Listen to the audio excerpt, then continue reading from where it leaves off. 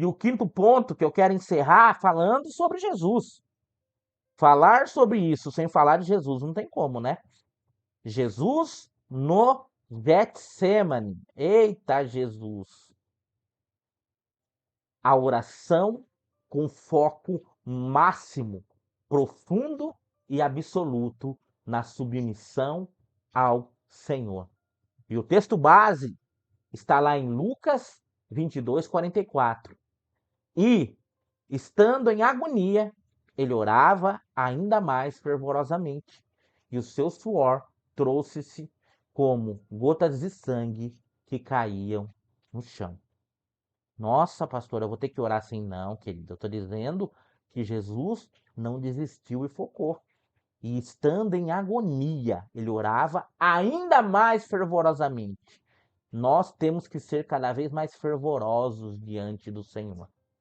E qual foi o foco de Jesus nisso? Diante do cálice da crucificação, o foco de Jesus estava em vencer a resistência da carne para cumprir o plano da redenção. Contudo, não seja feita a minha vontade, mas a tua. Olha o que Jesus disse diante do Pai. Contudo, não seja feita a minha vontade, mas a tua. Essa foi a maior batalha com foco da história humana. A maior batalha com foco da história humana. Em Hebreus, capítulo 5, no versículo 7, olha que poderoso. Durante os seus dias de vida na terra, Jesus ofereceu orações e súplicas, em alta voz e com lágrimas. Aquele que podia salvar da morte e foi ouvido por causa da sua reverente submissão. Vou repetir. Aquele que podia salvar da morte e foi ouvido por causa da sua reverente submissão. Queridos, quando nós somos submissos ao Senhor, à vontade dele que é boa, perfeita e agradável, nós vemos e vivemos o sobrenatural.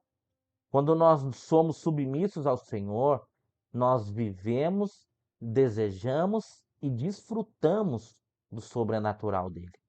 Porque quando o sobrenatural do Senhor acontece, a nossa vida é transformada, a nossa história é transformada e o sobrenatural do Senhor acontece em nós, através de nós e apesar de nós, porque o Senhor, ele faz o sobrenatural dele acontecer em nossas vidas, agora e sempre, por causa do quê? Por causa da vontade boa, perfeita e agradável dele. E qual é a vontade boa, perfeita e agradável do Senhor para nós nesse dia? É que nós venhamos a entender que se nós tivermos foco, se nós nos submetermos ao Senhor e nós conhecermos a palavra, as coisas vão acontecer. E eu quero levar você a algo prático agora.